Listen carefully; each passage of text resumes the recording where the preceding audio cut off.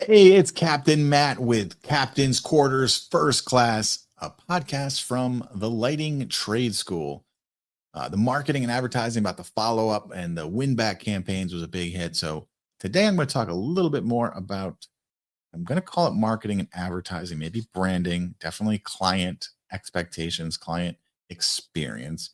And one thing I want to encourage you, I was talking to a few guys who, are getting a lot of no's for soffit lighting. Right there, they're pitching. They're saying, "Well, no one wants it," and then kind of dive in, like, okay, why? Because if you're not closing anybody, um, but you're still following the same process, and you're not looking at your process, I always like to try to turn inward when a marketing or an advertising campaign isn't working, or if I'm not landing jobs. I'm spending time creating the proposal for them. It's not their fault. I didn't qualify them. So either I'm bad at qualifying. There's a something wrong with my offer. There's something wrong with my messaging. There's something I'm not building enough value for. There's something I'm doing wrong. I can't be mad at the person when it's continually happening. It's clearly something on my end, and I like to look at it um, all the time because I always want to do better because I know that I can do better. Just because I'm doing good now, there's always a next level of doing better, another level of providing value. So in these cases, they showed me what they're doing. They're using Jobber and sending, line item, this for the front, side, whatever the case might be, and really no value. And it reminded me of what I used to do, which was, similar to Jobber. I used Joist, and Jobbers definitely have more tools and everything, but for this purpose, they're the same thing. And I was out at a client's house once and I had to like handwrite it. I didn't have internet service or something like that. Right. And so I'm writing it out. When I wrote it on a piece of paper, like a quick quote type sheet for the soffit lighting, I wrote out, I was like, what am I going to write? I wrote gemstone install and then the price. I'm like, and I'm looking at it and I'm like, this is silly. Where I'm going to hand this to the guy and I'm going to go, what am I going to go over? Hey, we're going to do the front of your house. This is the price. It's just like, geez, I don't like this at all. Where is the value build? Yes, we've had conversations. Yes, I showed them the track work and all that. There's been other things that have been value added, but every action I take, I like to add value, right, in the process, whether that's a sales process, an onboarding process, a final walkthrough process. Always want to add value, build a relationship. It's super important. So I was sitting in my car. I had my brother Mike with me, and I said, well, okay, before we just go do this, it literally says gemstone front of install with the price. I don't like it. Let's build this out. What is actually included in this? And so that was cool, right? So, well, geez, there's a color matched aluminum track. There's all the light pucks that you need. There's audio cable that runs the length of the house. There's a power supply. There's a controller. There's data jumps, right? There's all of these different. There's wire hiding, loom tracks to hide the wire. And so we just started writing all these things out that actually were included, right? I can take for granted. I'm sure you can too. We take for granted. Well, no, what do you mean? Why do I have to spell that out? Of course they know that. They called me for soffit lighting. Of course it includes the soffit lights. Of course it includes the power supply. Of course it includes the lights themselves. Well, maybe it is, and of course, or everyone will know it, but writing it out shows them, right? Most people don't realize it's going to take another roll of audio cable. There's a controller, there's a power supply, all of these things that the client kind of knows that the lights will just work if they pay you, but they don't realize everything that goes into it on all the material costs. And then, okay, what does the install provide, right? This includes installation. This includes a 1-year service warranty. This includes lifetime warranty on the product. This includes a 10-year warranty on the power supply. It's transferable to a new homeowner, right? We are selling the same product, but now that sheet was filled out, and it was like, yo, this is how we can present it. So we actually changed our digital one to lay out all that same thing. Now, that is just one thing that you can take from just saying the words, color changing smart soffit lighting, to, this is everything. And you build the value in even the line item. But also, right, I switched to using a really nice proposal instead of just I'd build it in Joist, build it in Jobber, and then I would make a proposal.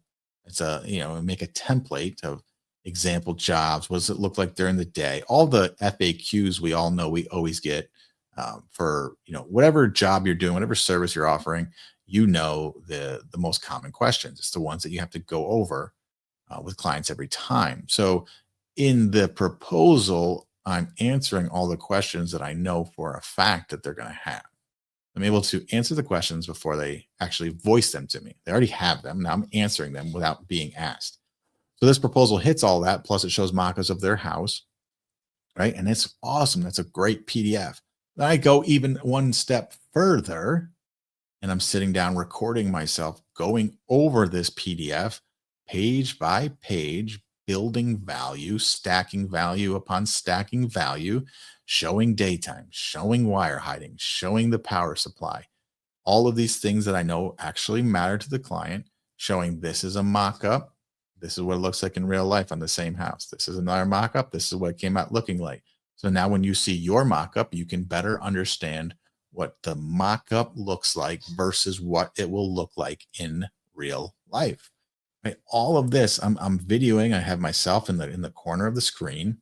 I'm talking. I'm using my words, even though the proposal, could be printed, could be emailed, and it does the job on its own. It's always different when I can speak to it, talk about it, have a real voice. It's not a highly edited, when we make a proposal templates, right? Like we're constantly revising them, making them tighter, changing words around where they work on their own. But when you're talking, you always present something a little bit different, right? You're able to joke around more. They can hear a tone of voice. You can kind of dive deeper into maybe something's a little bit harder to explain with words, or I show a video of the lights on a home going through different patterns and colors. And I show that on video. I can't show that on video when I print something out. So I'm able to use the video of me watching the video showing them what the lights will look like, right? But it's building value. They get to hear me. They get to be reminded that I'm a real person and not just a PDF, right? So I go over with it page by page, and everything that's included. The fact that they get all of the aluminum tracks and the lights and the power kit, right? So now I went from just doing a line item to doing a line item with everything that's actually included, and to then doing a badass looking proposal, to then using that badass proposal, making a video of me making it, and now presenting it like that. So now, is it super hard to meet with people when you're not trying to close them on the spot? I'm not a high pressure sales kind of guy. I don't close a lot of people on the spot, mainly because I don't ask them for money on the spot, because I really like to, especially when it comes to like landscape lighting, I like to think about it. I know generally what I'm going to do, but I don't know all the trick shit that I've decided yet. And for, gemstones, really for the permanent smart soffit lighting, I'm not really going out to the people's houses, right? I don't really need to kind of get this proposal together. I can do it all virtually with measurements, no different than I can do with Christmas, right? So we can get to a number and do all of this, and I'm able to provide and still build that relationship and send it to them. Not only does this video have them see me, have them hear me, kind of, understand my style, understand I'm a real person, they're also able to watch it at their leisure. And I'll tell you right now, most people that are expecting a proposal watch that video super fast, right? Lunch break, watching it. You send it at 1:11, they're watching it at 1:12, right? Because you're not setting up a meeting. You don't have to get, I want both decision makers there, all of that. Super important, right? If you can close in person, you can set up these meetings in person. In-person meetings always have a higher conversion rate. But for me and how I do it, and the people that I play ball with, they're just not around. They might be watching this at 1 p.m., right? The guys are super busy, especially on the landscape lighting side of things, right? We're doing badass properties and estates. They need to be able to watch it when they can, and they need to be able to rewatch it. I think it's pretty vital, right? Because even you listening or watching this podcast right now, I'm giving you a lot of information. And I can promise and guarantee that if we talk to every single person watching this. There's not one person that can regurgitate and remember everything that I just said. It's impossible, right? Like there's too much new things coming at you, even though you're familiar with the subject. Oh, what do you say? Oh, he actually lists out this. He always lists out that. He makes a video. Wait, what does it do? Is it P? Right? So now think about your client receiving anything, whether you're sitting down with them, whether you're doing it in Job or doing it in Joist, all this information is coming at them. You're telling them a lot of information. If you're sitting down at their table having this conversation for a half hour, you're bombarding them with new information that they're not used to having. There's no way they're going to remember everything. So I love the video so they can rewatch it. They can watch it, then their spouse can watch it, their partners can watch it, whatever. It doesn't matter to me. They can watch it 5 times, they can watch it once, they can watch it a half a time. Um, it's super important. And I've seen my close rate go up even higher than my close rate stays high, but I'm able to close more work because I'm not doing that windshield time of consistently actually having to go out and meet somebody. Right. So if I go out and meet somebody, maybe I can meet 3 or 4 people a day versus me making the video from the office. I can get out 10 to 20 of them per day. So what is going to be the biggest return on my time? It's obviously the video. And I'm not, because of all this value I'm bringing, I'm not just shooting off an email with a price. I'm still building the value. I'm still sitting down at their kitchen table, if you will, and having that conversation, but I'm doing it on video and it works super well. If you'd like to explore that more, you can visit my website, captainmattoutdoors.com. Click on the mentoring option one, because the other one is for people that are looking for lighting, or maybe you're, somebody that just loves landscape lighting and you're listening to this podcast. You can go on there and contact me. I'd love to do a design for you and then help you find a lighting guy in your area that can actually install it and pull off all the trick shit that we will come up with when I design it.